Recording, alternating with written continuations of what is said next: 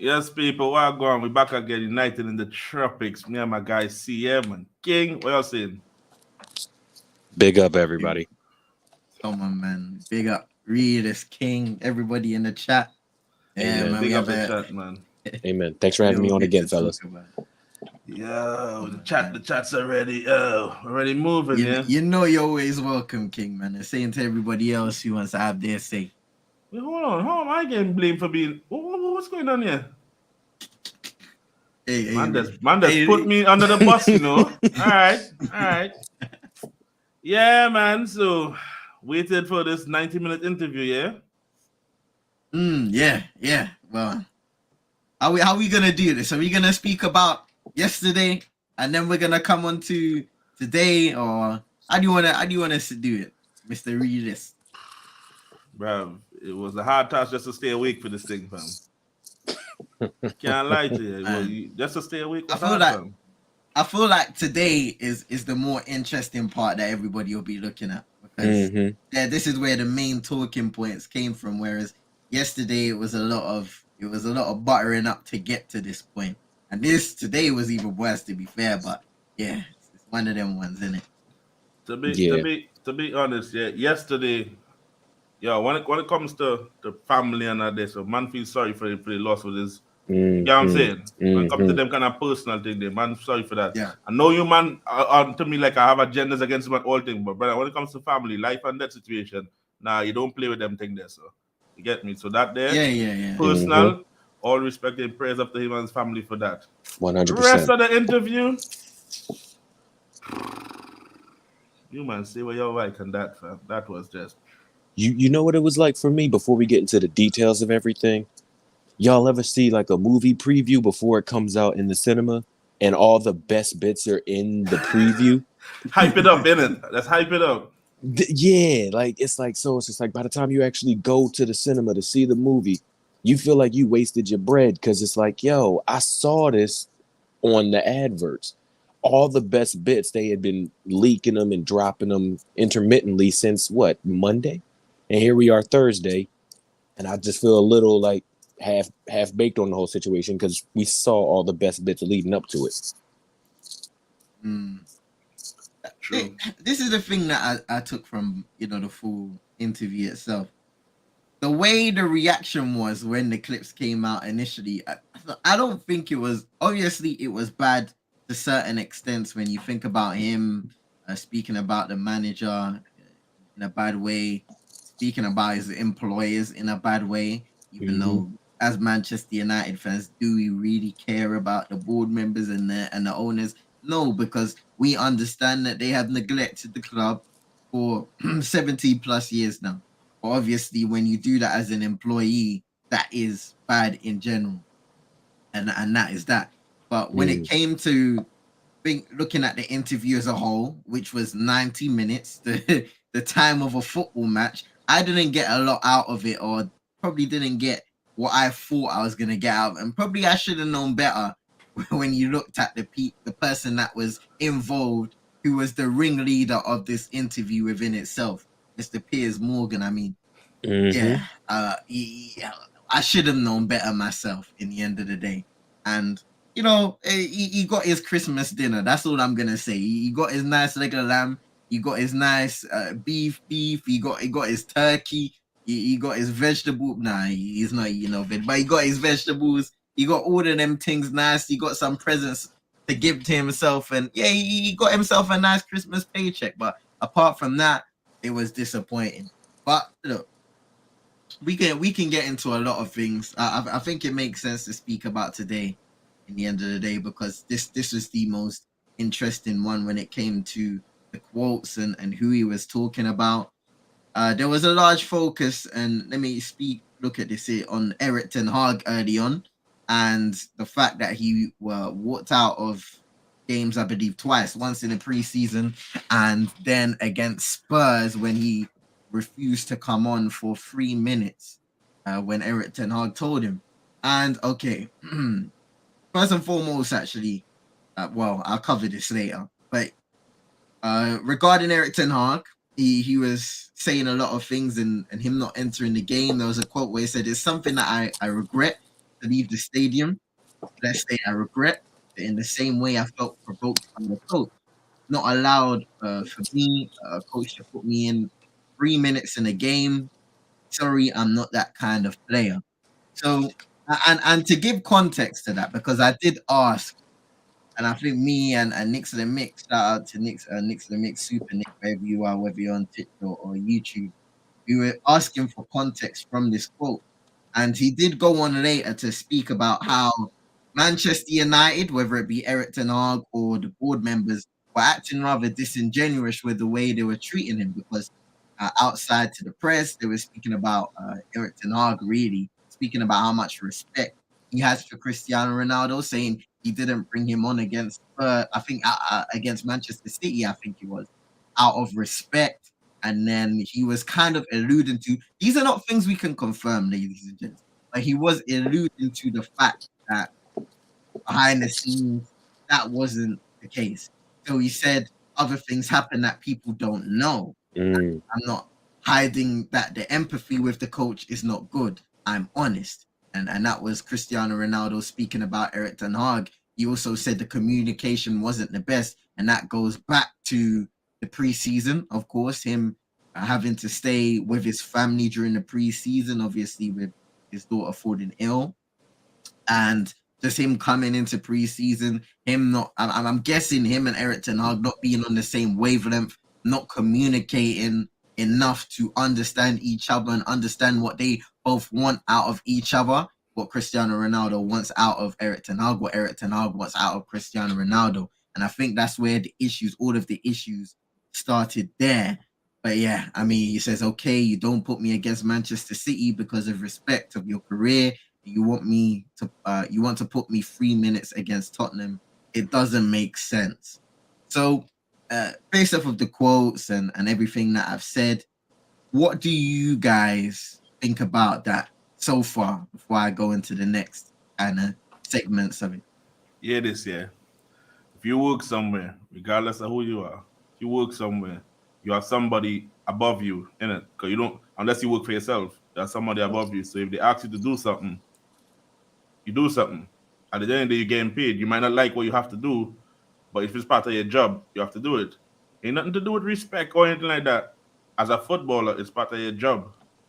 And I understand your might say agendas again, say what y'all feel like with that, but when we play without him this season, we play better than when we play with him. So I don't think it's a disrespectful thing at this point saying I didn't play, because to be honest with you, I figure it was more respect than not to play him against City, because big man, them man battery every season, fam. For the past little while. So, brother, you might as well don't go get this embarrassment, because you won't like it. Because he's not used to getting embarrassed like that. So it's like, yeah, don't go on the pitch there. Another thing against Spurs, brother, the performance was fantastic. It was just to put you on. That's you're Ronaldo. You're going to be a threat. So people are going to be like, oh, you know what? It's Ronaldo. So we might have to. Spurs won't even think about coming for us. So it's like, I don't think it's nothing to be like you got disrespected or anything like that. It's not that deep to me. Yeah.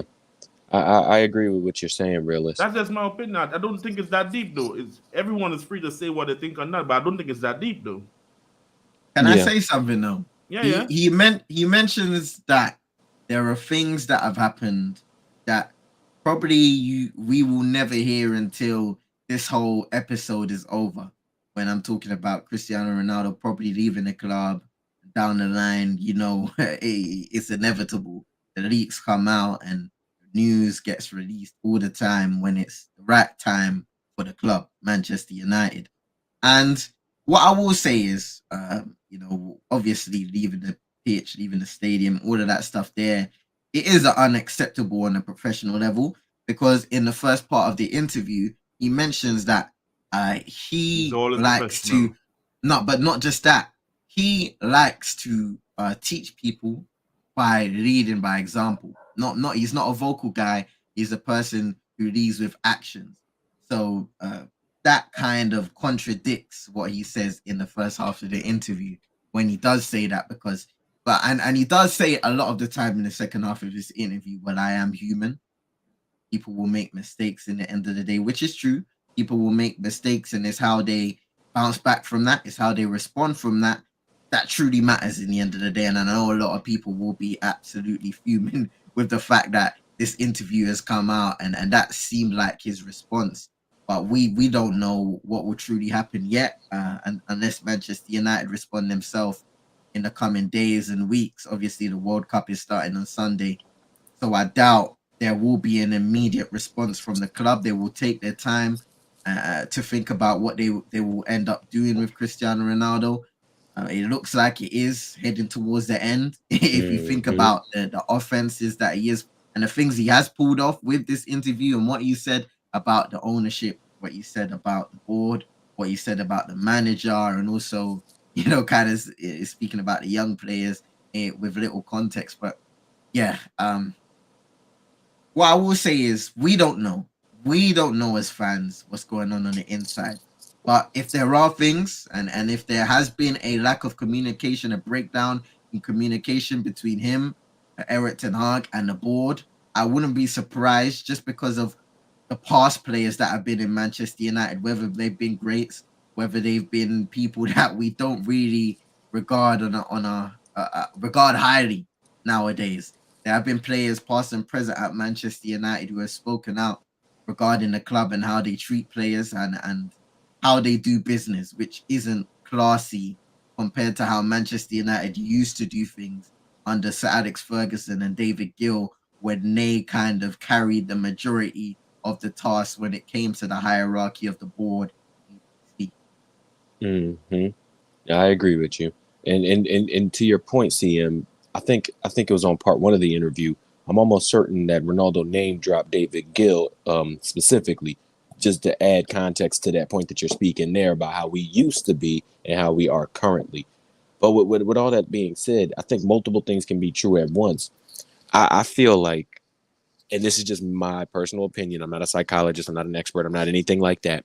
I just feel like Father Time has caught up to Ronaldo, and he isn't doing a good job of accepting it. So he's taking certain things as disrespect because he has yet to come to terms with where he is as a footballer at 37 years of age. So, like, to Realist's point, everybody has a boss. I have a boss. If you don't work for yourself, you have a boss. I think you're too big for your boots to think that, no, I'm not a 3-minute bit part player. Like, throw those minutes to Alanga because he's a kid.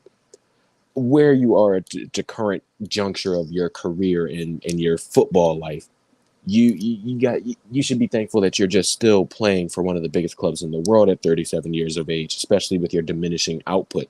The statistics say that we play better without you. You're not in a position to sit there and say, no, I'm the best player in the world. I don't get 3 little boy minutes. I get big man minutes. I think multiple things are happening to Cristiano Ronaldo all at once. And new coach, new environment, new age, the law of diminishing returns, it all adds up to, oh my God, if I can't accept that that's who I am, if I can't Vince Carter this and ride the bench for the next 5-7 years, I'm going to think people are disrespected. Yeah. It's just, with me, I know it's hard for me to say anything on this because y'all always see it from my point of view that's the agenda I'm running than this guy, but I really don't see the disrespect in it, In that aspect there I'm talking about. There, just that aspect there of he didn't play him in a certain game and then he put him on. You get what I'm saying? In that aspect there, I don't really see. That's where we need context. That's where we needed context, and we're not gonna get that context because whatever happened. Yeah, but see, though, even though you say context, if you have a job done, I ask you to do something, you tend to have to do it. If I'm your boss, context or not there, if I'm your boss, of course, yeah. But being, of course, I'm not, saying that's wrong in any regard. If you work, like what King said, like what you said, you work, you have a boss, you answer to him, and you do what. Of course, you can have suggestions if you're, highly regarded or respected by that boss, but ultimately everything goes back on that one person. But like I said, this is where we needed context. This is where we needed to understand what went wrong in that breakdown of communication. And until that one moment, that we can only say the things that readers, that King have said, unless we want to speculate. Mm-hmm. In speculation games, you can go down a bunch of blind alleyways. You can go up and down a cul-de-sac, but for me, like the Eric Ten Hag versus Cristiano Ronaldo thing, it's like what came first, the chicken or the egg? Because I remember Eric Ten Hag before like things even got really underway this season. He was saying he's a top player who wouldn't want to have him at your club. So from that point to the point where Ronaldo is coming off of the he's leaving early, going with a few other players leaving early, going to get treatment or whatever the case may be. Like, so we don't know who fired the first shot, and we're only going to get from this interview Ronaldo's opinion. That wasn't an interview where the interviewer challenges someone's opinion. They were just allowed to have a platform.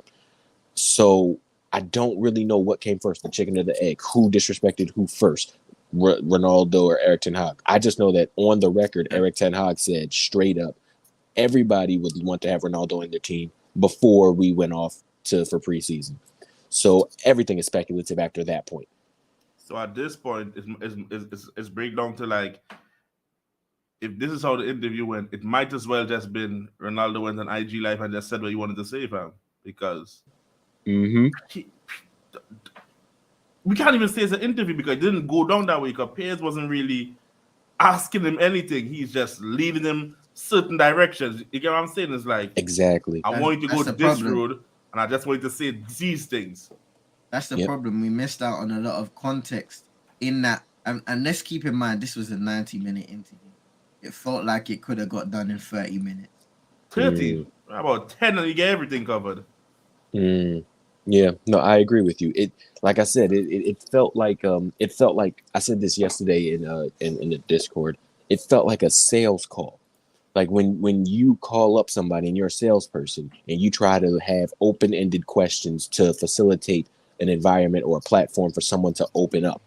That's what it felt like. It didn't feel like an interview per se, where I ask you a question, you give me your 2 pence, and then I'm going to challenge you so we can both give the people what they want to hear, new perspective. It just seemed like, just like you said, he pulled out the red carpet and he said, have your say. I'm going to facilitate a nice, peaceful environment for you to get off your opinion from your perspective. That's not a real interview. That's like a sales call when I'm trying to butter somebody up. And it was just weird for me. We're gonna drop the link, yeah.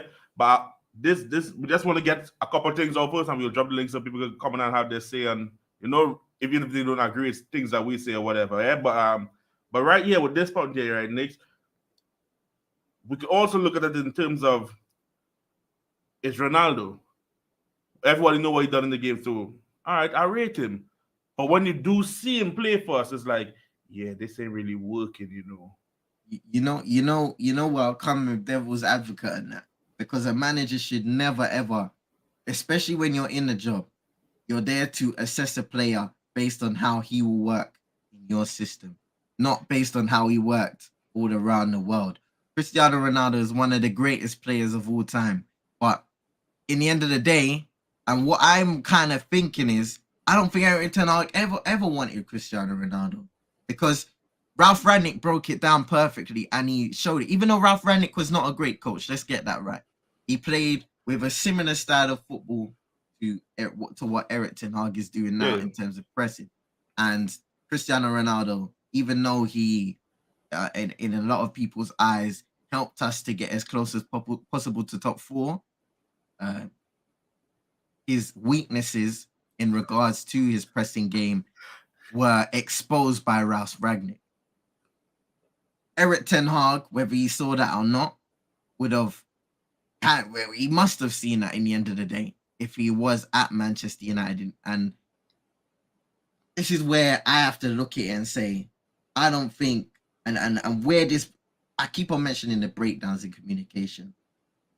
I just think Eric Ten Hag tried his best in public to make it look like he was fine with Cristiano Ronaldo for the time being. And it was almost like a damage limitation thing towards the end, because Cristiano Ronaldo became frustrated. And then as every week went by, he got even more frustrated, to the point where he was walking out against, which is something I don't condone But these things happen in the end of the day. And this is where I will go back to being the club, go back to saying the club was being disingenuous for Cristiano Ronaldo and Eric Ten Hag. Because No, I agree whether with he you. wanted them or not, Eric Ten Hag, the club probably, and we know how they operate, probably would have said, look, Cristiano Ronaldo is offering something to us that no other player, whether we bring him in or not, is going to offer to us in the near future financially. But we want to keep him as long as possible.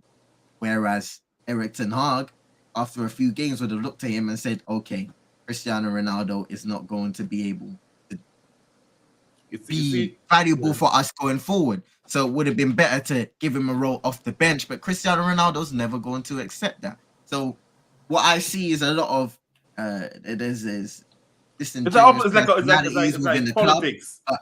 Yeah, it Nick's in the mix. So Super Nick said it earlier. It's a chess game where one side's here, the other side's there, and one side's not going to agree because Cristiano Ronaldo, look, he's one of the best players, and people call him delusional for saying, for him thinking I'm one of the best players in the world. But the best players always say it. You have to be delusional to a certain extent to reach the top, to be one of the best of all time, to be the greatest in any time period. And that is what Cristiano Ronaldo possesses. But what about when that's what Lionel Messi. No. That's what Lionel Messi possesses. But in the end of it, bro, age may have caught up with him physically, but I don't think that was the case only this year. That was the case in previous seasons before he even came to Manchester United. I agree. What he has to offer. No. What he has to offer is he is one of the greatest goal scorers on the earth. Now, this season, what we have seen is a lack of confidence and obviously a lack of sharpness and edge when it came to that goal scoring aspect, which is why he has got a lot of criticism this season, and which is why people have said that Cristiano Ronaldo is not a valuable player, even more so than last season, towards the end of last season for Manchester United going forward, because he doesn't offer what they need in terms of pressing. Right, let me push back on this now, right? And he hasn't been scoring goals, but at his best, he can score goals, and that is what certain teams can need. Let me push back on this here, right? Because the way you're going with it, you're making me come like it's an agenda now. But let me push back on this, yeah? You know what the M60 is? It's a belt-filled machine gun, right? Yeah. Ronaldo is like a M60, fam. He will not hit most of these shots, but he will score some. Spray and how is he going to hit these shots? He's going to have bare surface.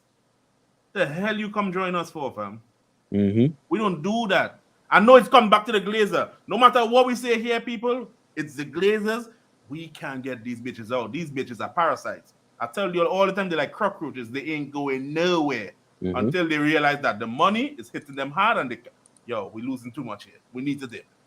But until then, we ain't getting these parasites to go anywhere. But CM is from time this guy we see when he left Real Madrid, that's when you saw already, it's the age now. He can't keep up with the goal scoring like how you want to do it because he wants to score goals. Don't get me wrong, Don't tell me that his mentality is not there to score, His mentality is, I'll go there and I'll score goals.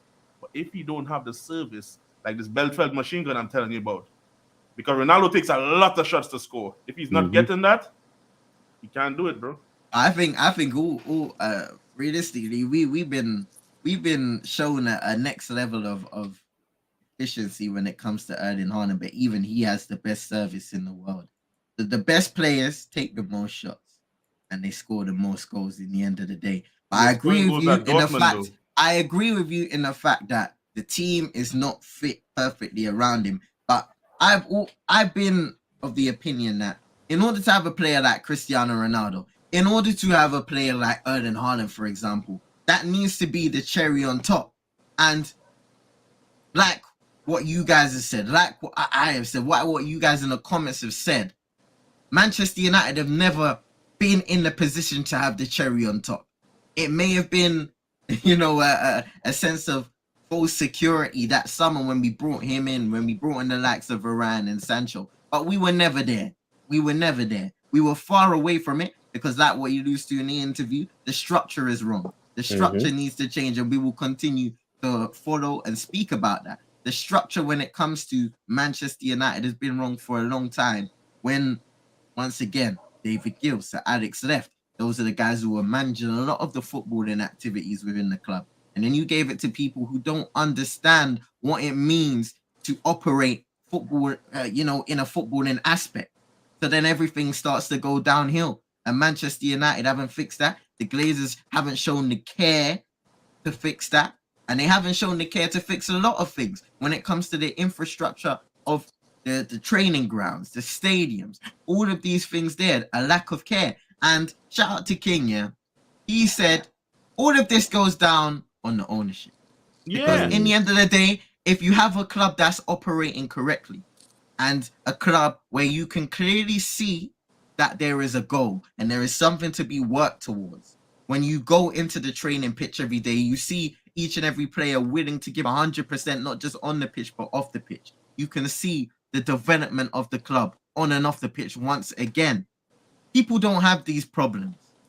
The fact that it has come to this point where Cristiano Ronaldo is here to have an interview with Piers Morgan of all people shows and is an embarrassment on Manchester United Football Club, whether they want to admit it or not. Agreed.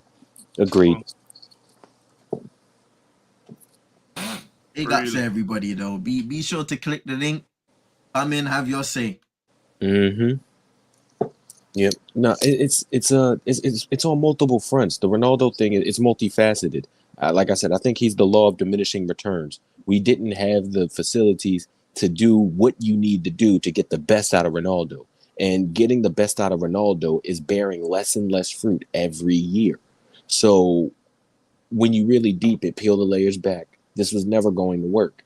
And it's like Realist said, the reason why I was skeptical of Casemiro and Varane coming is because Real Madrid don't let nobody go before their sell-on date. And Ronaldo left, Real Madrid 5 years ago now? He spent 3 seasons at Juventus, and this is his second season here. So it's a long day. It's a long day. I don't really get it. But that's pretty much all I have. Yeah, what are you saying, Vibes? Yeah. This part is on mute, Yo, what's going on? Yeah, what's going on? Vibes, man, have your say. What did you think about the interview? What were your most important takes from it? You're free to come on, Vaughn. You're free to come on. That's it, Bro, my take is some of these fans are crackheads, That's my biggest take of it. In what way, bro? In what way? Bro, you see the problem is, when people see quotes and they just jump on something, without seeing anything. Oh, look at this crustacean. But look, my thing is, the Ten Hag thing I can understand, that you don't disrespect the manager. I don't care if it's Oli, if it's Ragnick, Ten Hag, whoever it is. You're not supposed to, especially in public. I understand. But the rest of it, I don't see where the outrage came from for the rest of the interview. I don't understand it. Let me ask this question though. When the interview came out and he said, but there was bare coach thing, right? And he said, the Glazers don't care about the club. Do you think that when you heard that part of the interview, it was going to be more like, oh, Ronaldo's going to expose the club and say a bunch of hidden stuff from behind the scenes? No, I always knew he was gonna. As soon as the quote stopped, I thought he might drop a little more, but I did expect a full, expose mission. But even that, for me, it's a big thing. It's an active player for first time calling him out, and especially when he said all they care about is marketing, and he was their biggest marketing signing. And you know what? One thing I will say, because go on. So one thing I will say, and even though I was saying it myself, is a lot of people are saying, look, we already knew this. Of course, as a fan base, what we've seen is there's been protests, there's been people actively saying and making the Glazers out trend. But why this is so big is like what Vive said, it's an active player. Currently they're employed by Manchester United. And this is a thing that we've been calling out for a long time. Somebody to call out the actions of the ownership, to call out the actions of the board. what we've seen is this is very damning, if anything, because Can I- once again, I'll bring in that word disingenuous. That is how Manchester United operate. Can I ask something though? But based on, because I agree with you, yeah, and I see where you're coming from, yeah. But will that help these wastemen to leave? It's A lot. on the fans. That is. Because I I don't think think you can. I don't think you can ask that question as a singular thing to say, will this help? no. It What I needs mean to is, be. as players coming out and like how we come out and he said, it's like players coming out. So we think that's gonna, because most times when we as fans say the Glazers need to leave, other club owners and club fans watch us like these men are crackheads. They have the best owners, they spend money, but they don't really realize that these men don't really spend money what you think they do, and they ain't doing shit. So you think by like, if let's say him and more players come out and do it, well, I think there needs to be a lot of things that need to go a certain way in order for them to even consider wanting to set up the club. It's not just to do with the players that are internally within there. It's to do with the fans continuing to. Yeah, well, in my opinion, the fans uniting as a fan base. Because right now there are a lot of fans who, and I'm not saying everybody can't have a different opinion. That's not the point of things. In the end of the day, it's about everybody uniting and understanding that everybody wants one thing. Everybody wants Manchester United to return as a competitive side, a side that's competing for Premier League titles, competing for Champions League titles, trophies in general, attracting the best players, but also developing the best players internally and externally when you're bringing in players from other clubs, when you're developing players that you have brought in to your academy from a young age. But in the end of the day, it's not an overnight thing. A lot of things will have to go a certain way for them to consider, hey, one day we need to go. And that includes finances more than ever, because like these guys, what we understand about the club is if they need an opinion to be changed, if they need minds to be manipulated, they can do that through the use of the media. all right. What you guys say again, Vice, before you bring somebody else? I think again the fans have to be on side. You see, some of them don't want to protest with certain people because they have a fan channel or Yeah, this. that's got I me mean, mad. remember what happened with Liverpool when they raised their season ticket prices? The fans said, "All Mhm. right, we'll just walk out the stadium," and they did, and then they lowered the prices. But look, with me, I'm not saying if you have a problem with this interview, that's not my problem. Obviously, I can understand if you lost respect for him for the way he spoke about the manager. Even I'm the same way. Listen, the manager over any of these players. That's the main thing for me. But these fans, if you want the Glazers out, we just need to be consistent. That's the problem. But you know what's going to happen? A week later, the World Cup's going to happen. People are going to forget Yeah, about this. and besides, January, that's they're the going to say problem right there. they're going to say Glazers out in January. We sign someone, half of them will be like, all right, that's enough. And that's the problem, we consistency, as you say, that it's just like on the pitch. We say Glazers out, but as soon as a new signing comes in, forget Glazers out. Glazers in now, Glazers in.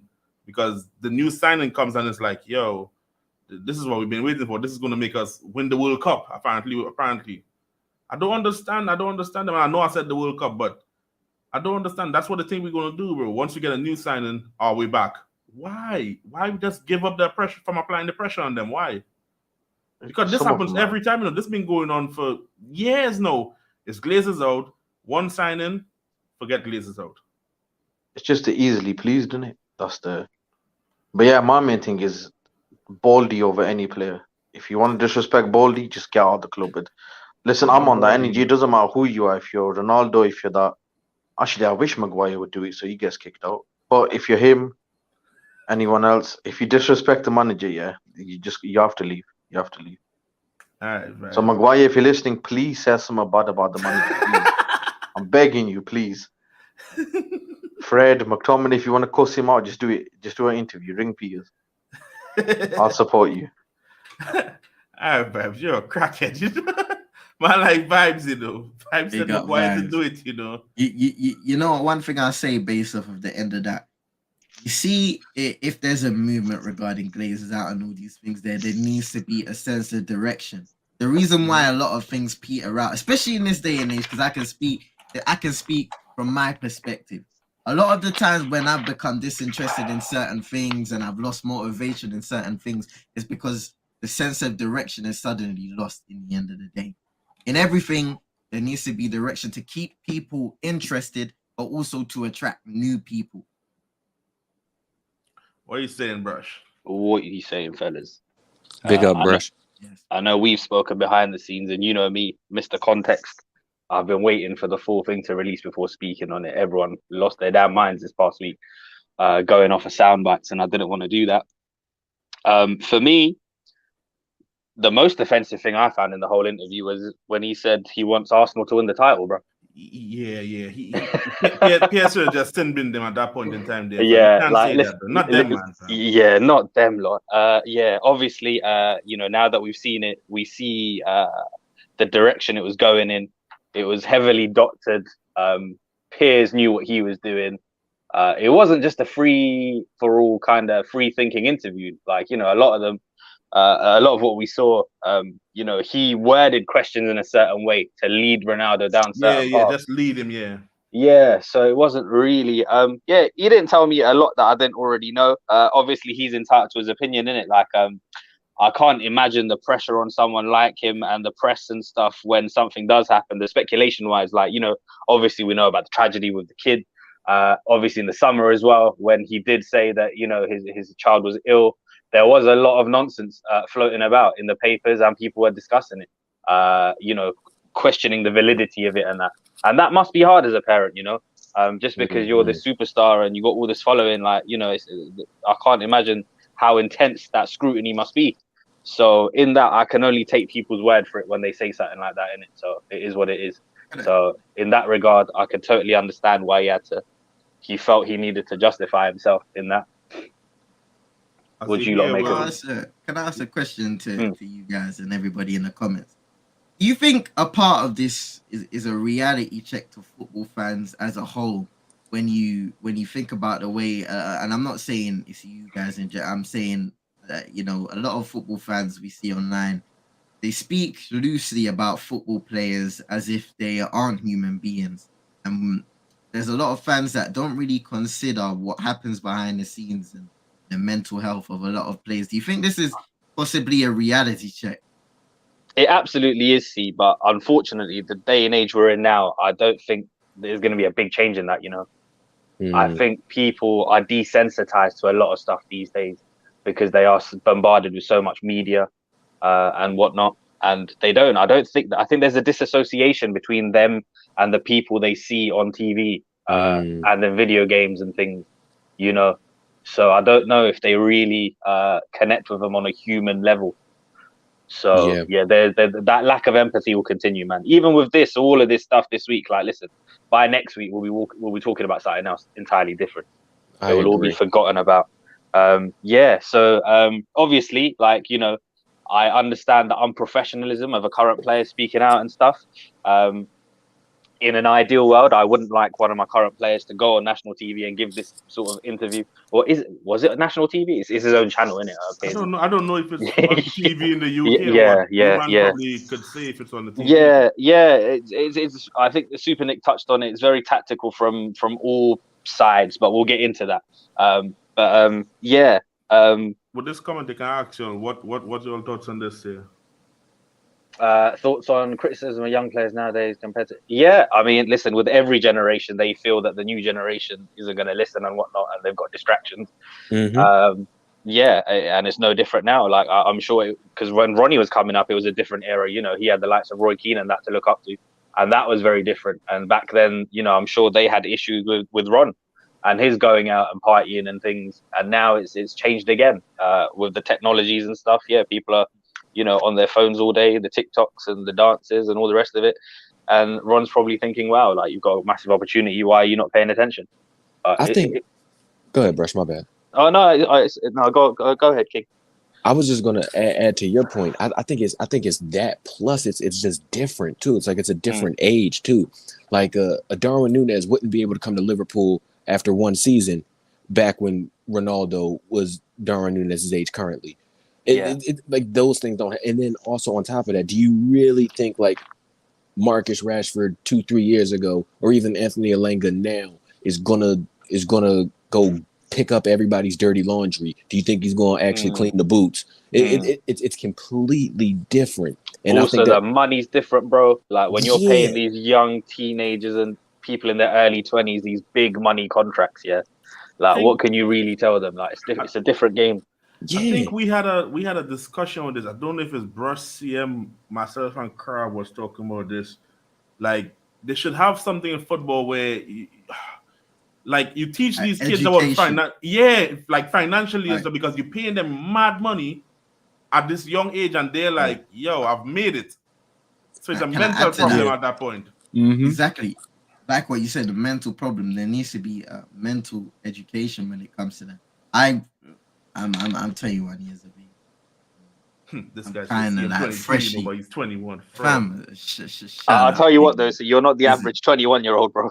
No, fraud, fraud, like fraud, fraud. 22, you know, but even 21. Nah, Fraud, fraud. listen, you nah. nah, because you're like mature above your years. I don't think your peers are the same. Mm-hmm. Like I agree. even then, like I've seen like secondary school, primary school, and those are really the years where you can get through to a child before they start fully having a mind of their own and start Mm-hmm. maturing to a certain level and extent where they are kind of stuck in their ways. Mm-hmm. It becomes tough to teach somebody new tricks when they have a mind of their own and they've already fallen into habits. And that's why it's important, like you guys said, when there are young players in academies and stuff like that, you need to be able to educate and teach them the most important values in life, not just in football, but in life. And that's how you get through to these young players. Because even though now Ronaldo speaks about it's hard to get through to young players and whether the words that I say goes in one ear and come out the other. And that is the case for a lot of people. I would be lying myself if I said there were times where people told me things and I'd be there kind of nodding my head, but probably 30 minutes later, I forgot what they said. It is a time period where at times it's difficult to focus, but you Mm-hmm. have to teach it. You have to be taught that. And that comes from role models. That comes from people who you trust, who you understand, and they understand you in return. Mm-hmm. I agree. Like for personal experience, for me, I have a 6-year-old. She's very very advanced, intellectually, and we've been singing her praises her whole life about how wow you're intelligent. You're really intelligent. You started reading at 3. That's crazy. You're really really intelligent. So now at 6 years old, she's already starting to develop this. Well, my parents tell me I'm smart, so I'll just figure it out myself mentality, and it's just like it starts very very very early, and I could totally see Cristiano Ronaldo being at 37 years of age, sounding like that old parent, because I sound like that old parent with my child. So I can only imagine what he's doing in the workforce as the old person looking at all the young people not listening. I don't know. It's tough, but um, I think he contradicted himself slightly because if you do think you are that role model and you do think you're that person, you said that you lead by actions. Your actions this year have been piss poor, um, on more than one occasion. If you lead by your actions, don't leave out and bring Delo with you and then make that a cultural thing where, yeah, we can do this. You know what, yeah, King. Usually, you know me, I take pleasure in saying anything bad about the brother. But you see what he said, right? Because I'm dealing with the context committee here. We can't Yeah, run agendas today. So he said that. But if you deep today, what he said, yeah, he said I'm only human. We make mistakes, yeah. And he said this. I think he said this like 2 or 3 times. He made mistakes, mm-hmm, and he would probably do certain things differently. mm-hmm, But I mean, it happened. But at yeah, the same time, he did say that people like Dalo is like a model professional. I think Dalo was one of them that left with him as well. I agree. Yeah, you're right. You're right. So Yeah, that's the other side of the coin. Yeah. There's context to everything. That had nothing to do with like them two walking out. Had nothing to do with Delo still working his tail off, and he's been one of the bright spots this season. He's playing every week, getting totally rinsed on the right hand side. He has no energy, but I hear what you're saying. Ronaldo did say, if I'm not mistaken, also that if he could, he would have done a few things differently as well. Like that's an admission that you made mistakes. And as a human being, we all make mistakes. Damn, I've made a lot. I've made a couple a day. You know, we're people. So it's just one of those ones where if you're big enough to get there on camera and sit there and say, you know what, it was a mistake. I regret doing it. And if I could do it over again, I would not go the same course. Listen, and let's break that down because let's look at it from all angles. Yeah, the whole issue with Ten Hag. So Ten Hag said to him, after the Man City game, when speaking to the media, he said that the reason he didn't bring Ronaldo on is because he has too much respect for him, right? To make a small cameo. Mm-hmm. And then he decided that he wanted to use him for a small cameo against Tottenham. Now, as a player, if you put yourself in that position, I didn't think he said the small cameo. He said for the way we was losing to City. No, he said it would be disrespectful, right, to bring on a player like him for that short amount of time is what he was getting at, right? And that was the Spurs game, all right. No. That was the reason he used to justify not bringing him on for the Man City game, and then then the Tottenham game happened, and he was asked to do just that. Now, as an employee, like I'm always going to side with the manager. Like you need to come on regardless, especially if you're being paid and that's your job. But personally, I mean, I don't know about you guys. I can understand why he felt pissed off. I hear you. It's not correct what he did. I condemn his actions, but I probably would have done the same thing. So devil's advocate, Brush. So let's say we work at I don't know, like Amazon, right? And we stock in the trucks, so the trucks can go out. If on Tuesday y'all are not going to be able to stock the trucks, no matter what you do, you're down 5-0 up against these trucks. You're not coming back. Do you want to get called in for work on that shift? No, you don't. That's embarrassing. No matter what, you bring on 10 Ronaldos, you're not going to be able to fill the trucks. It doesn't much matter.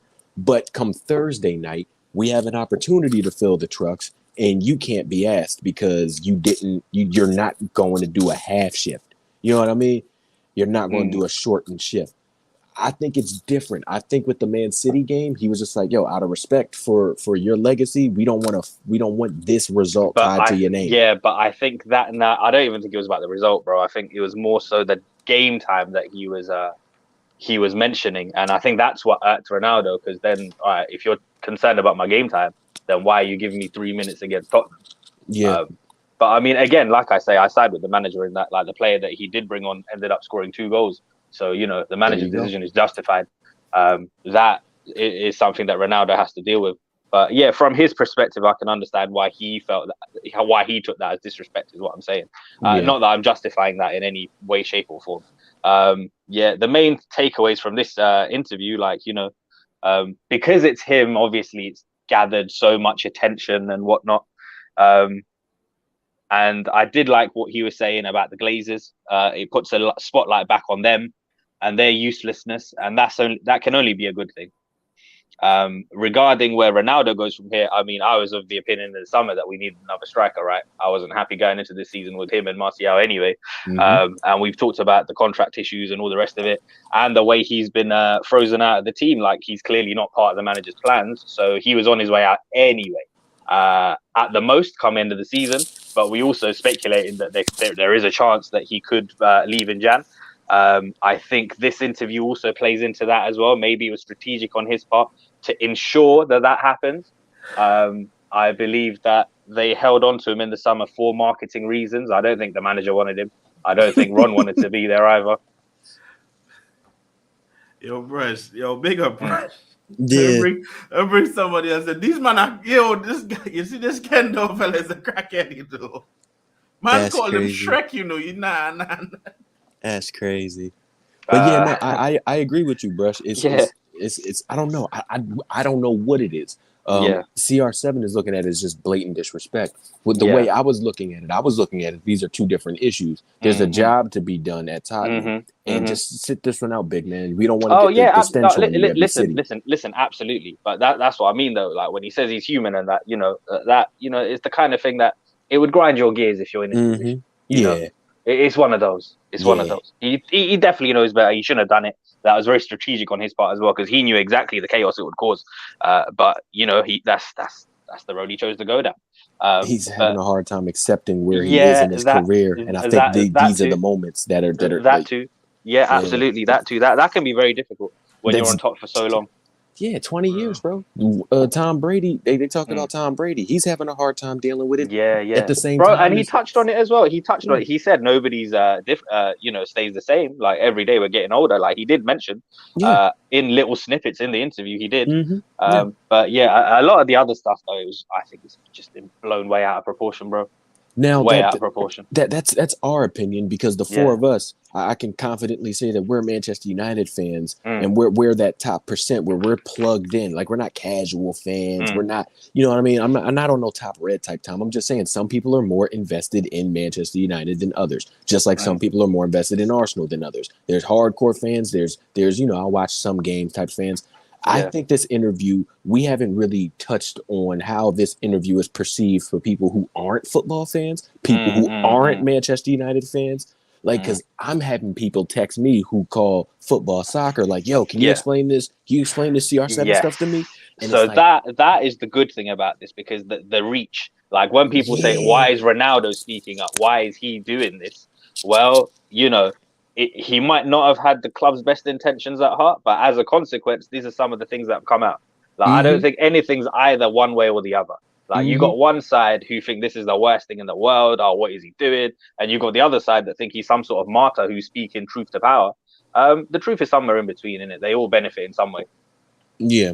I agree. All right, Brush. Going to bring someone else in there. Yeah. Take care, guys. Bro. Big up, Brush. Big up. Thank you, bro. Thank you. Vaughn, what are you saying? All right, lads. Can you hear me? Yeah. Yeah. Yes. Yep. Go How on, you doing? How you doing? Yeah, I'm good. I gotta be honest. I love gossip. I love drama. I love backbiting, and I love bitching. And that interview didn't have enough in it for me to have spent 2 hours watching it. No, I didn't. I feel like cheated by Piers, because what I saw was a man struggling to come to terms with the end of his career. And there were a lot of things in that interview that really sort of surprised me. One was him publicly asking PSG basically sign me. When he talked about Messi and how he'd be happy to play with Messi at PSG, and make a lot of people happy. But like, I'm always interested in the mindset of great people. Because I don't necessarily believe that someone like Ronaldo is like biologically vastly different to, say, I don't know, Danny Welbeck, for example. Like, I think it's more about attitude and hard work and how you see things that gets you to greatness. But I've never seen someone so needy who's so great. And it was stunning to me about how much attention he needs. When he was talking about how, I go out on the pitch and stuff, and the directors and El Presidente are not there supporting me, and I was like, I don't think that Alan Shearer needed the director of football crossing to him to score. Like, you just and it's not like it's something new. He's not a child. He's scored lots of goals, but as he's going to do an overhead kick against Juve, he's not there thinking, bloody hell, I'm so pleased that the head of marketing is behind me, because I've now got the confidence to bury this one. Like, shout out to HR. I mean, so much of that interview was ridiculous, but it really reminded me of something I learned about at university, right? Which is the difference between a dog and a fish. Right? So, like, a dog, it just runs about chasing sticks, living in the moment, absolutely loves its life. It does a shit where it wants. It's happy all the time. A fish, on the other hand, is only living to die. It has a life cycle where it goes out to the sea, it comes back to where it was born, it lays its eggs, and it dies. So it's constantly concerned with death. And in that interview, it seemed to me that Ronaldo, when he talked about how he's saying the younger players, they won't be playing when they're 36, 37. I don't think that's about like their physical condition. I think it's about their mental condition and how they're not like so concerned with legacy and targets and goals. And it was such like on that base, like on a sort of psychological basis, it was a fascinating interview to me because what did he say yesterday? Was it that no more Coca-Cola in the desert, or Yeah, Yeah, was it's making like needle in the go on. haystack. No, the way I interpreted it was that all these coaches they come and go, and each one thinks that they have the magic bean, the magic answer to all these problems, and he's been at the top all this time just scoring goals, and he's seen it all come and all go, and that like football needs to return to its fundamentals, like pressing. Who cares? Like I've won Champions Leagues without pressing. All you need to do is stick the ball into the 6-yard box, and I'll score, and we'll win. Easy peasy. But it was like a man raging at the dying of the light about how football is leaving him behind, and no one's respecting him anymore, and it's so unfair. And if You know people what, Vaughn? knew, What you're saying there? I started to agree with you. You know what? It's like somebody that they just want to be the center of attraction. I ain't got nothing against him in terms of wanting to score goals, but you heard what he said when players asked him about if he could make another World Cup. He's like, it's going to be hard. Big man, the time is coming, fam. You can't play forever. I think his retirement is going to be the hardest thing for him, you know. Yeah, I agree. Because he won't know how to do it, bro. Would you consider that the people possibly around him can affect the way that he thinks? Because I look at this, and I even go way back to when he departed Real Madrid. I believe there were comments from him speaking about how he felt like he wasn't wanted anymore, and that goes back to him feeling like he needs to be respected.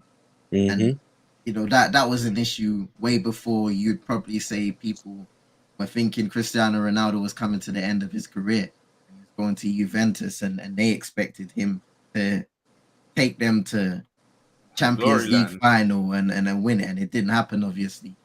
So would you think that there are people around Cristiano Ronaldo that's almost making him anxious in wanting that attention, in wanting and demanding that respect from the people around him? So is it you saying that he has a bunch of people that just agrees with everything he says, and yes, man. So they just make him think that, no matter what people on the outside say, we saying this or we agree with you. So he just thinks that, well, they agree with me, and that's all that matters to him because, well, they're closer.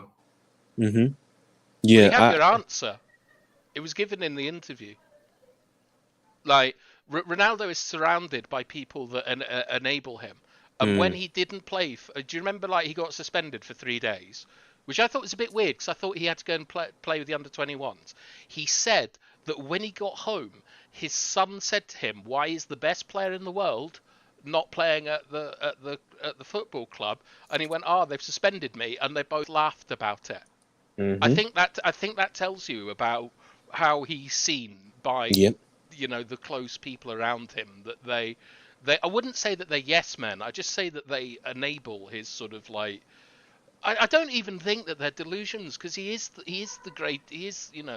like the greatest living athlete, basically, like regardless of if that's football or whatever, and that's going to come with a lot of things. But what I think is more pertinent to that point is that if Cement noticed that 5 or 6 years ago, should the club and should Ten Hag have been prepared for this when he was brought into the club? that he needs a lot of love and he needs a lot of attention. And you should already know it. He was our player when he was much younger as well. Personalities like that don't really change. And I think if you need a lot of love at 37, you need a whole ton of love coming to a new country. Your dad passes away, and you know what I mean? There's a lot of things going on in his life. I think you're talking about how greatness, you're curious on how the mental aspect is involved with greatness. A few names came to mind, right? Cristiano Ronaldo is greatness. And some people think like an artist like Kanye West is greatness. And I think they have the same type of personality where they're surrounded by people who tell them that new beat that you got or that new whatever that you're doing, it's awesome. But then you have those other types of athletes that are great, where like it's like you have Kobe Bryant's and Michael Jordan's. To me, they don't care who likes them, who doesn't like them. They are here just to win. Michael Jordan was punching his teammates because they had to get the levels up. You know what I'm saying? It's different. They were tough to watch. Same thing with Kobe Bryant. Kobe Bryant had his Achilles injury, and that's what destroyed the latter years of his greatness. He had to be carted off of the basketball court because he was not accepting that he wasn't Kobe Bryant anymore. But Kobe Bryant and Ronaldo have very different personalities, where Kobe Bryant doesn't care if you like him or if you don't like him. He only cared about the results. Ronaldo needs the results and needs to be loved while getting the results. And it's just a very different type of personality. Yeah, sure, but like we don't have Kobe Bryant or Michael Jordan at the club. We have like Ronaldo. So I'm very sorry. I don't really know much about those guys. I'm sure that they were very good. Yeah. But like what do you not think, right? We've seen like Ronaldo is like it's like I don't know what it is. It's like this sort of desperate need for respect, right? Mm-hmm. It's something that the management all over the club should know. With that in mind, I personally think it probably was a slight from Ten Hag to bring him on as a time-wasting substitution 2-0 up at home. Am I being crazy? Is that a hot take? Nah, I I don't agree think with so. you. I agree with that in the end of the day. And one thing I that kind of slipped my mind and I forgot to mention is, especially when it comes to, there's been a large focus on mental health, understanding the minds of individuals rather than just letting them get to the side and you get on with it. The most important thing as we speak about Cristiano Ronaldo and the way he spoke about things and the way his mind operates is, as a coach, as a manager, as a club, you have to understand all of your individuals inside out, and that takes a long time. It takes many interactions. It takes having the care and want and need to understand every single player in your team, whether you think they're going to be here for the long term or they're not going to be here for a long time. You have to understand that, and the best coaches have been able to do that, which is what gets players, which is what gets people to understand you, to buy into everything that you're doing, whether that ends up being the wrong thing or the right thing. I watched something yesterday, and it was regarding Jose Mourinho's time at Porto, and obviously he learned from great people, and he used that to his advantage when he became a manager at Porto, and he used his mentality to get through to the players. He had a wonderful relationship with a lot of the people that he spent his time with in Porto, including the players in the squad. And eventually it got to the point where they would do anything on the pitch for him, for the club, for the respect to themselves, for the fans. And that is what you need to do as a coach at the elite level. That's facts. No, that's Tell me I about agree Ten with you. Hag now.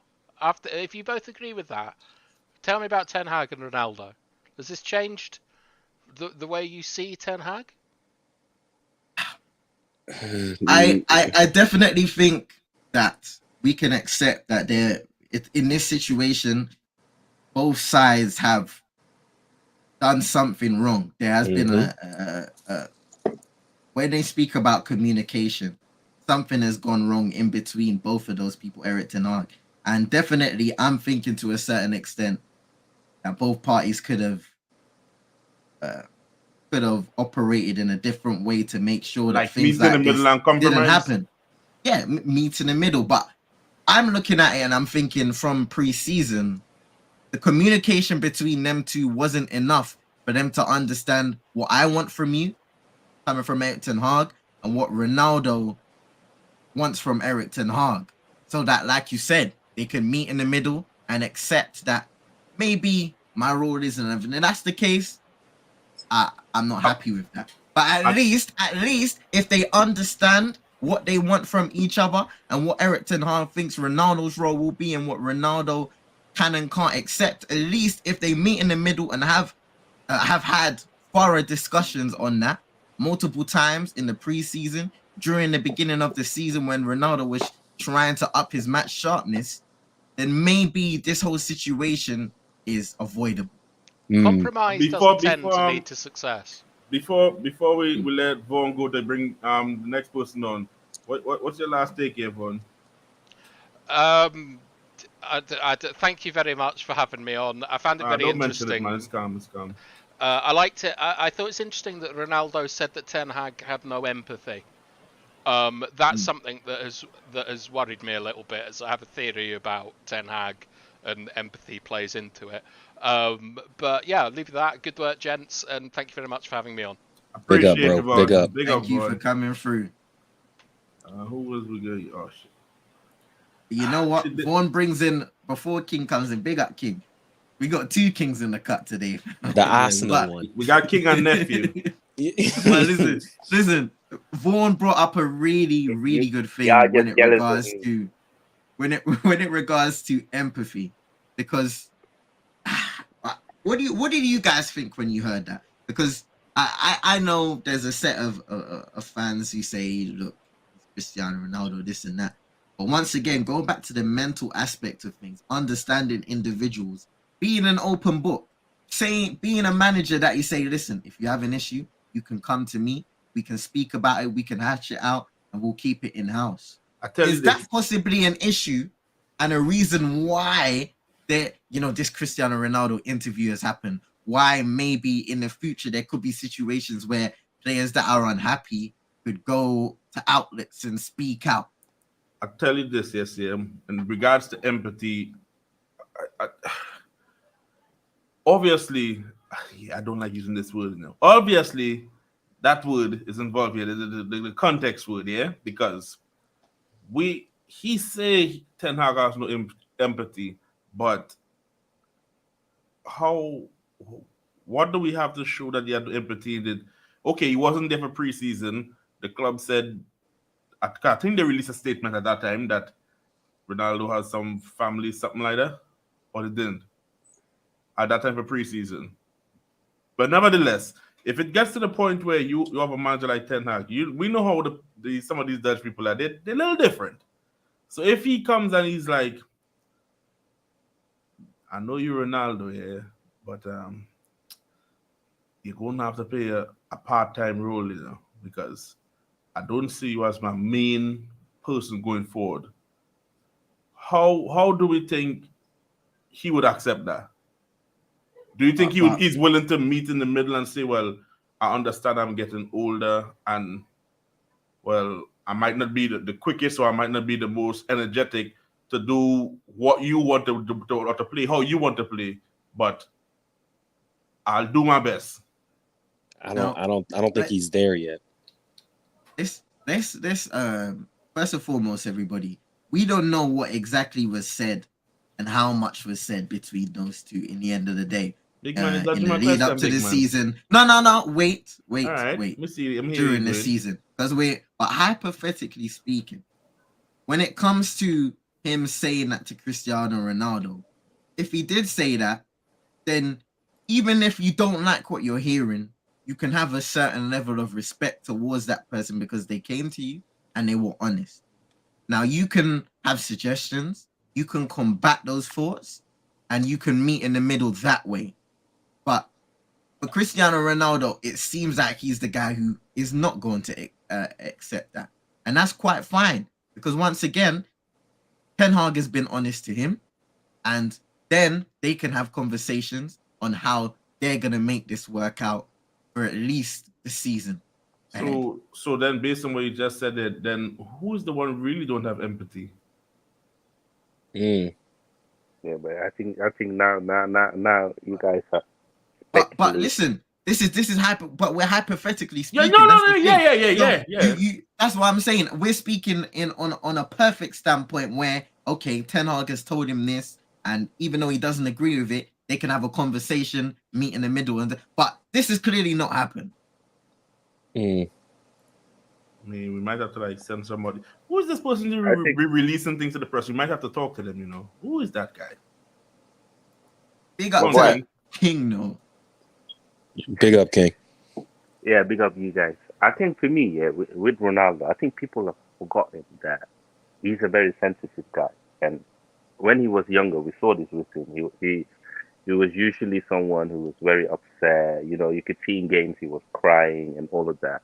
And when you listen to the interview again, he speaks a lot about how he feel like he's been hurt, how people are against him, how certain man doesn't respect him and all of that. He speaks a lot about, when you watch the interview and you listen to him, you feel like you're listening to someone who's almost self-doubting himself. And I think if you add the context to the fact that it's gone from, the creme de la creme at Real Madrid, and then he went one step down at Juventus, and now he's playing for Man United. Watch your words, big man. Don't be trying to put us down too much.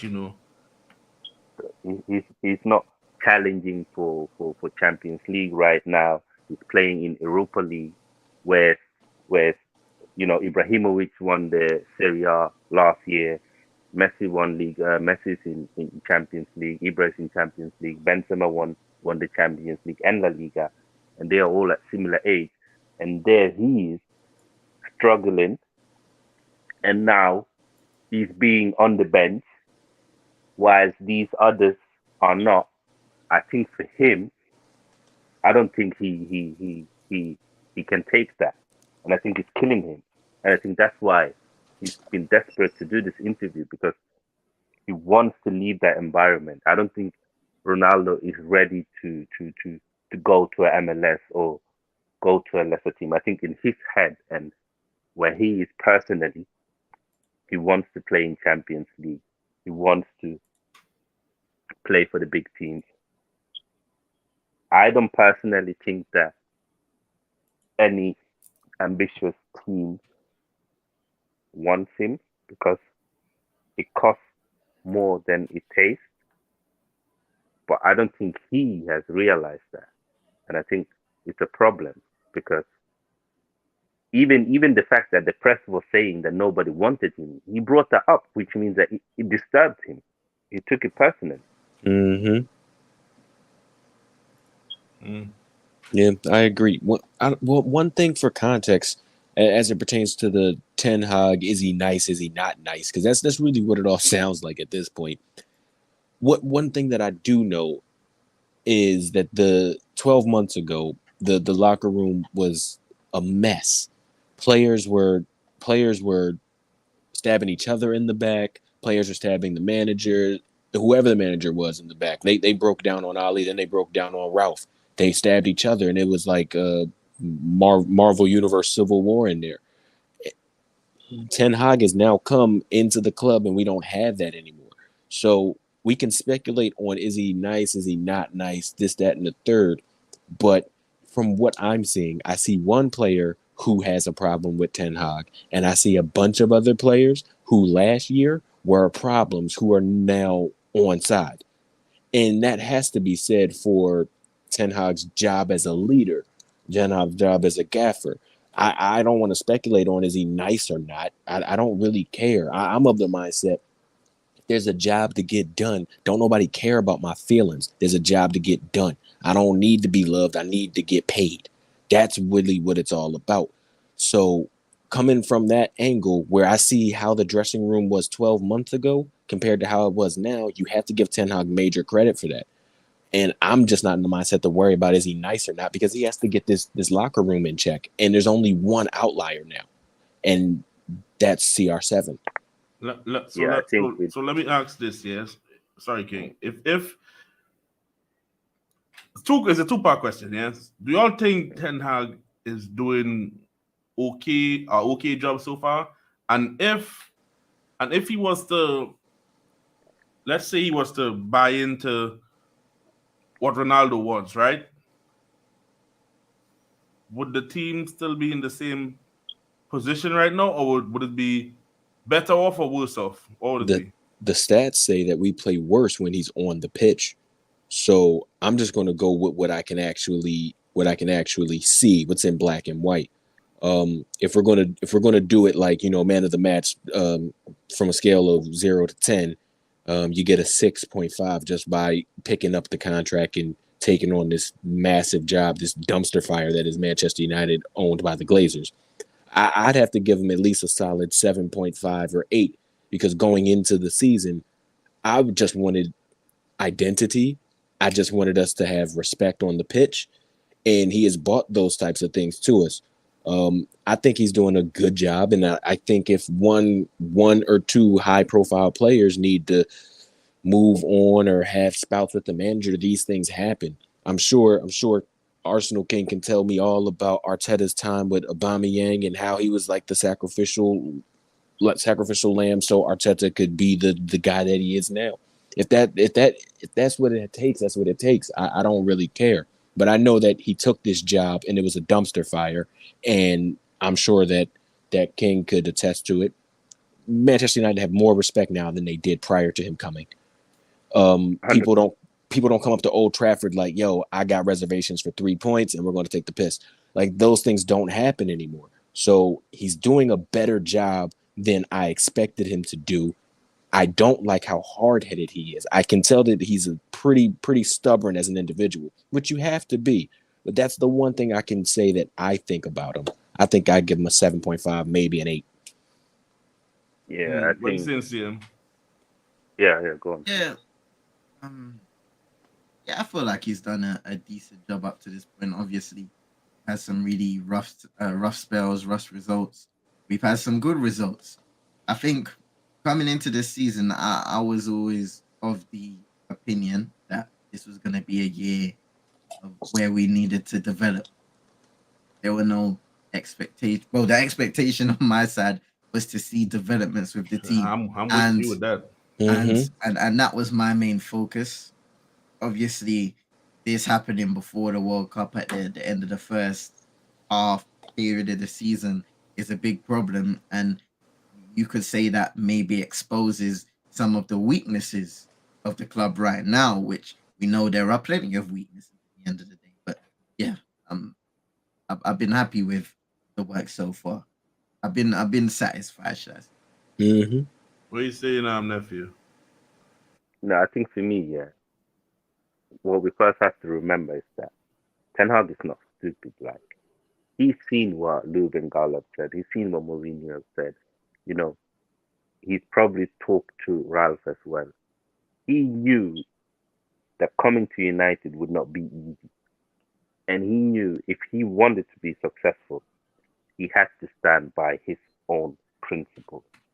And if that means that someone who's aging is not good enough to play in his system because how much a player needs to press and defend and movement and run and all of that, then he's done the right decision, because in the end, it's not about what's good for Ronaldo. It's about what's good for Ten Hag's Man United. So for me, he's done the right decision there. Secondly, I think he's done very well as a manager, because we've seen how hard it is to join a club where the club is not at the top, the club is not organized, and to change that whole environment and the vibes around the club, and at the same time put out results in a new league, new language, new system, new all of that. I think he's done a very good job. I'll probably give him an 8. All right. reason I asked that, right? So Mr. Crustacean over here thinks that we don't play much better without Ronaldo. Am I wrong to say? I don't know what games this guy is watching, or am I just being biased here, or this is an agenda or something? Nah, man. You know what I would say to that. I think you see the most important differences with and without Ronaldo takes a little bit of a breakdown. Watching every single week and a bit of a in-depth breakdown, because it's more than just what he provides attacking wise. It's more of what happens when you're trying to win back the ball, when you're trying to close down gaps and create almost a lack of variety for the opposition to play out initially. Mm-hmm. That's what I'll say on that. What my 2 cents is that's 1000% true. And then when we do have the ball, I think the players, I think they're in their heads like, okay, we have to work as a cohesive unit to get it to Ronnie. And I think that adds stress, especially to the players that look up to him. Like the Dalos always popping their head up to see where he is as soon as Delo cuts inside as his instruction to by the manager. The fullbacks cut in a little bit, and I see like everybody tries to give Ronnie the ball in a good position. Everybody's working for Ronnie. And by the 45th minute, by the 60th minute, the 70th minute, if it hasn't come off, you can tell that like we get a little stressed out. The players get a little uptight and they're like, we got to get a goal for Ronnie. We gotta work for Ronnie. And that's the reason why I think we play better when he's not on the pitch, because we play with more freedom.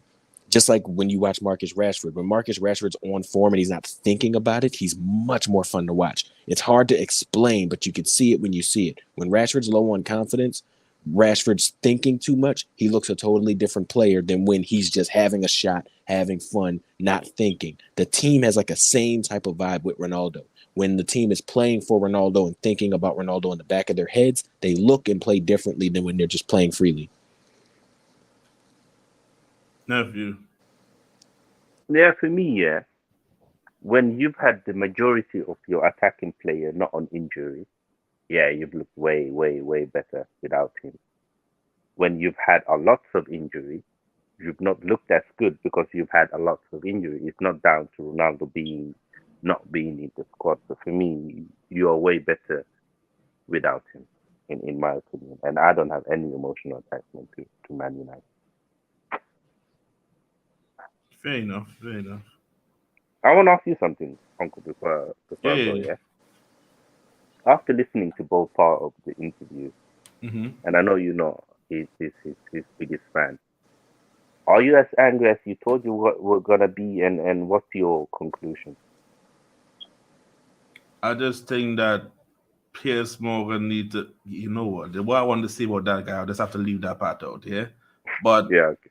in terms of the interview, yeah, Mm. I have all the sympathy and all the time in the world for him when it comes to the family situation. I have all the time in the world for him, bro. All the time in the world for him. The rest of it, as King said earlier, we aren't the type of fans that just watch football, just watch our favorite club and that's it. We actually kind of know a lot more about the ins and outs in our club, kind of. I ain't say we know everything, but we know kind of know a lot more than the average fan. So the things he was saying is like, he really said that new to me.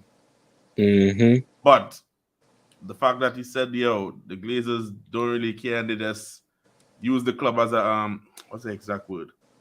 As a marketing Yeah, it's not a football club, it's a you know, marketing. as that aspect there, I'm all for that. I'm all for that because it is true though. Most time when we tell people that the Glazers don't really care, they think that we have the best owners and they spend money, but it's not really the case, you know. Mm-hmm. These men are pagans, bro. Mm-hmm. Yeah, they're in Florida right now, not caring. In terms of the interview, it is what it is, bro. It didn't really affect me like that. I just thought that you just really didn't have to do it though. Mm-hmm. You know? I'm all for people having their speech, say what you want, but the way the interview went, you could have just done on IG Live. Yeah, but I think for me, yeah, honestly, yeah, with Ronaldo, yeah, he did this interview and he's calculated everything. He's probably talked with his PR team, his advisors, his lawyers, and they made a strategic plan on when to do the interview, what topics to bring up, and when to release it. Because obviously, if he did an interview and just said, I never knew about Ralph, I don't respect the manager, Rooney's a pagan, and then that's it, it's gonna be a big meltdown. But they probably looked at what are the things that Man United fans are angry about and check social media, and then okay, the Glazers, they don't like them, they're not serious, and then obviously all the facilities that he's seen, that they've lifted that up,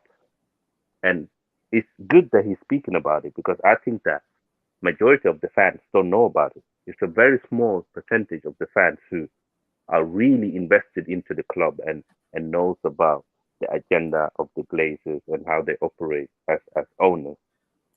But I think the average, the casual fan and fans who are internationally and all around the world, they've gotten to know something about United probably that they didn't know before. And it's good, but it won't make a big difference. But it's good that they actually know. Yeah. I'm getting people who aren't Manchester United fans. I'm getting people who aren't football fans texting me asking for context. Like, what is this Ronaldo situation? This is the first I'm hearing of this.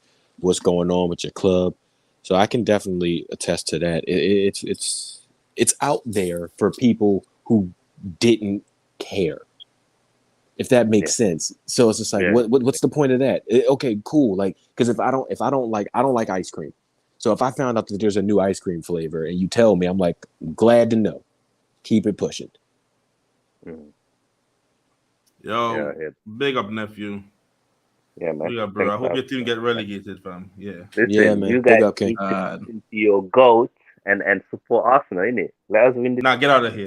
Get out of Man said support Arsenal. Nah, get out of here, fam. We're not having that. Not having that.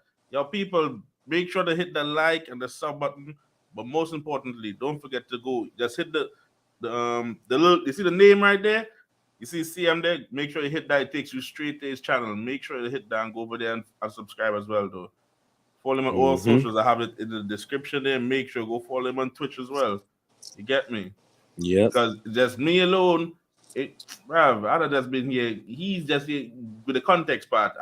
They call me a gendist, fam. So you see, somebody had to keep you in check sometimes. It be like that, yeah. And don't forget, man like King soon comes up, start dropping content, you know. So don't worry about it. They soon come, man. Soon come. I think Vibe said he wanted to come back to clear something up. Let's see what Vibe's saying. They say Vibes. Yo, I know the show's overrun, so I do apologize for this. Go ahead. But the Ten Hag thing, I really disagree with it. You know, when people said he's not showing enough respect, like what pre-season he said Ronaldo's dealing with a personal matter, so we're like, all right, fair enough. Then Ronaldo walks out once during pre-season. Ten Hag's like, all right, you've done it once, let's move on. Then he does it after the Spurs game. Then he suspends him, and then he makes him captain after that. So I'm thinking, well, what more does he need to do to show him some respect? Like, what more do you want him to do? Because even his quotes about Martial, he's that's crazy. And this nice thing, I have to disagree with this nice thing, because for the past however long it's been, these players have had it way too nice, and what we got out of it. That is true, yeah. We've had nothing out of it. And we finally got someone who's going to tell him how it is. It doesn't matter who you are, what you've done. If he's got something to say to you, he'll say it to you. Yeah, I respect that. You know, I could be biased. You know, it's no surprise he's my favorite player, but I think Ten Hag's done more than enough to show him respect. So with that one, I don't know where people, again, like from the empathy thing, I can't speak on it because I don't know the guy personally, but yeah, I just think he showed him enough respect. And I'll end with I hope Maguire cusses Ten Hag out so we can have the same situation. This guy, check your private chat there, see. And this guy, Vibes just trying to make man cuss people out, He's Harry's living his best life. He can't really And his best life should be in Greece, but Hey yo. is Listen, it wearing silver bracelets? Is it wearing silver bracelets? listen, I'm a fan of justice, and I don't think he's had justice. Yeah, justice for stinky people. Justice for stinky's people. Y'all probably don't know who Stinky is, but the Freddo cheese merchant. We know who it is. Streets is in. Anyway, guys, I have one more person to bring in here. Guys, we'll chat in a bit, yeah? I have one more person. Oh, you might just leave. This disrespectful bastard. Leave, What are we saying next? Oh, you might just leave. Oh, my Lord. Like you turn on the TV. Hello?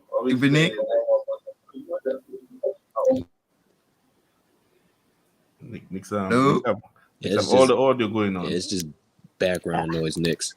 Hi guys. Ah, yeah. You What are you hearing saying, me? Nick? You good, yeah? There you go. Big up. Why am I not hearing you now? The hell? What?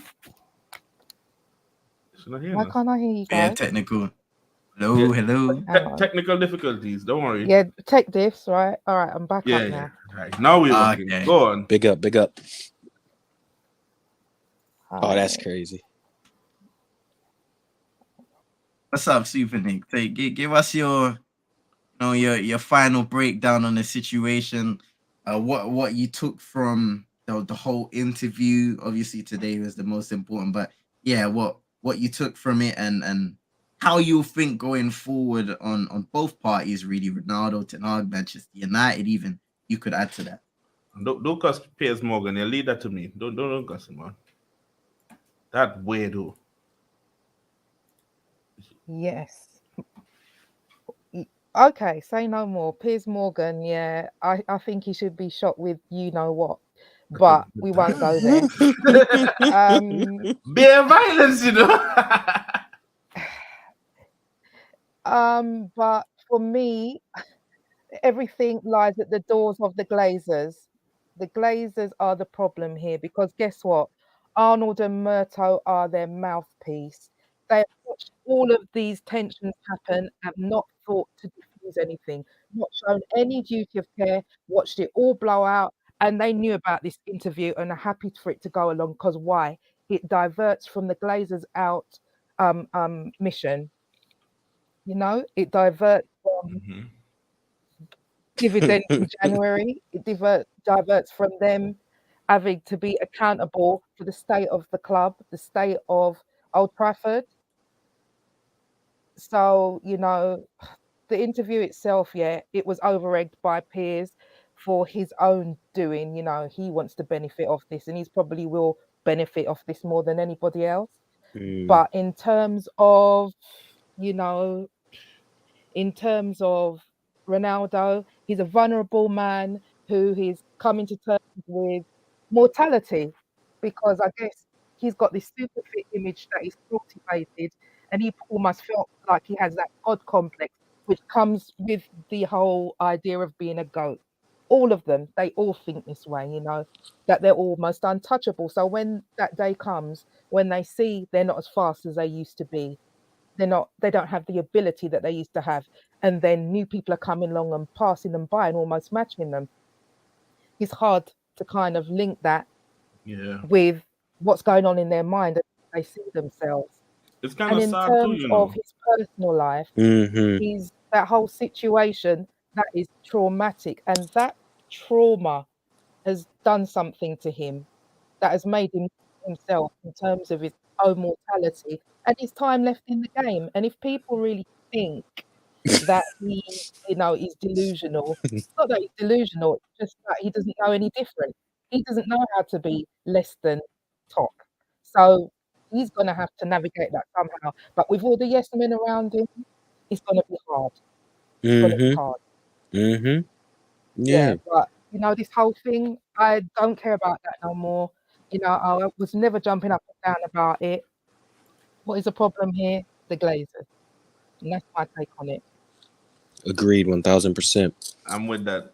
I'm with that.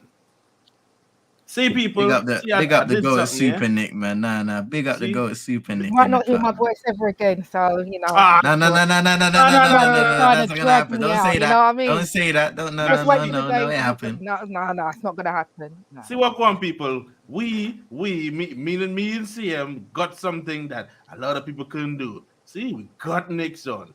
See, you know how this was though. This is beer begging, you know. Beer begging involved in this thing here. But sometimes you just have to put your pride to the side and beg, fam. It'd be like that. It'd be like that. And when But you as for Piers Morgan, to get goats on your stream, yeah, you need to kneel down Well, I haven't got goat and beg. syndrome. That's one thing I can assure you of. She's a humble goat. Fam. well, But she needs to be that's true. she needs to turn into an arrogant goat. Fam. Mm-hmm. Higher than that. This guy really on this agenda thing. You see this brother here, yeah? All right, Paxton, I got something for you. Leave them wondering, well, yeah. That's what Nick's was on. You know what I'm saying? Give us a little 5-minute cameo and then yeah. Let them wonder. Yeah, Mm-hmm. Give him a little. I can do cameos. You know. I heard that. Hey, To listen. be fair, yeah. When you said, go on, see. I was saying, Super, she don't mind getting them last 3 to 5 minutes, bro. She's gonna make it happen. See, when she said that it's hard for him to come to terms with it. Brush was saying it earlier, and it's true though. When Kobe and MJ was in their last years, my days, fam. Oh my god! Yeah, y'all was you watching remember? basketball that time? Yeah. So it was started horrible. I started watching Lord have Kobe mercy. Bryant in I believe it's the final year. You see, So that, you didn't even see horrible Kobe, time. bro. You didn't even see Kobe. Nah, but I've done a lot of research over the years and seen kind of his the way he declined after his Achilles injury. It's quite an interesting story that I'm not gonna get crazy into. Obviously, that Steve Nash and Dwight Howard's situation, and him basically having to carry that team, leading to him and his body wearing out. Eighth seed, carrying him to 8th seed to get swept. Disrespect. Yeah. You see, this what Brush was talking about here with the Wizards. MJ the Wizards, big man. MJ with the blue there? on. MJ with the blue All I'm on was saying, terrible. It was. You know what Costello say here. It's not nice, fam. Well, not even Costello. It's not looking good, bro. It's not looking good. It wasn't looking good, fam. It was a bit peak. It was tough to watch, man. Growing up loving Michael Jordan and then, getting older and then watching him turn into that. Oof. This is 5 minutes rough. of press like some people. Yo, big up Knicks there. Big up Yo, King. that's funny. Big up Vaughn. Big up but I want everybody to realize as well, it's not nothing new because you have to think about I think about all of the greats going back. Like I'm a big watcher of biographies and stuff like that. And I saw a biography and a thing about Muhammad Ali not long ago. The same thing happened to him. Yeah. You know what? It's just true. something to do with this winning mentality. It's hard to shake, I think. Yep. Nah, you see, this is something. Yeah, we'll end this now. Yeah, no, we're good. We're good. These man going to the van or I'm going to go to PS Morgan. Anybody that wants to take up journalism, please don't think that it's Piers Morgan. Don't be like Piers Morgan. You can't have an interview and answer people's questions or feed them. And by the way, nobody said this, yeah. Piers Morgan and his agenda-driven questioning.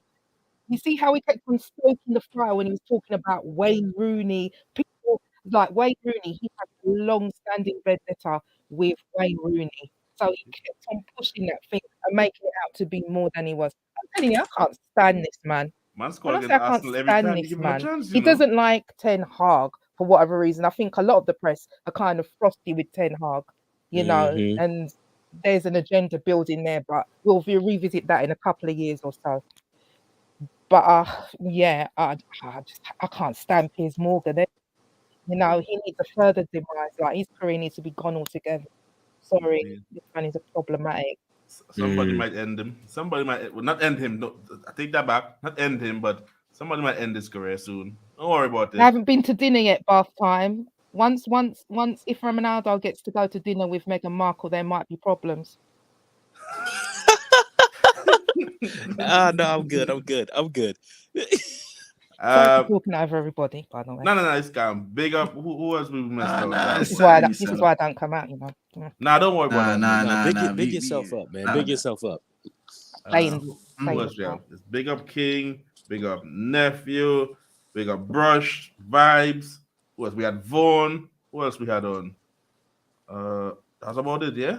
And Nix, of course. Of course, yeah, but Nix was with the closing off with us here. So big up you people for coming on there. Big up everyone that came to the stream, all who's liking the thing. Make sure you go sub to CM channel as well, yeah? You doing anything tonight, bro? Or you done? No, I'm done for tonight, but I do want to say one thing. Mr. Krabby, there's a growing agenda that a Japan are involved in unscrupulous activities, and I just cannot accept that, because this is a club that I have co-founded with ownership, and there have been a lot of people that have supported the club. There have been a lot of people that have hated on the club, and quite frankly, I'm done being the nice guy now. And it's time to be ruthless. It's time to be mean. And those people who do want to speak on the club, I will call you out. So in the end of the day, everybody have a wonderful night. Thank you for listening to the show. Thank you for dropping a like on the video. Be sure to subscribe if you're new. Share to your friends and frenemies. Subscribe to Readers United Road to 100. King's got content coming soon. King's football show was here. Send a message to Super Nick on Twitter to tell her that our performance was outstanding. Big up to Brush, big up to Vibes, everybody in the cut. Man. That's what I gotta say. Yeah, who the hell is Terry though? Who's Terry's Dundee show? What's going on? What is these sauces? Football terrorist, man. Man, something. That's crazy. Yo, people love, yeah. We out, man. This big guy up. crab, This guy, yeah, man.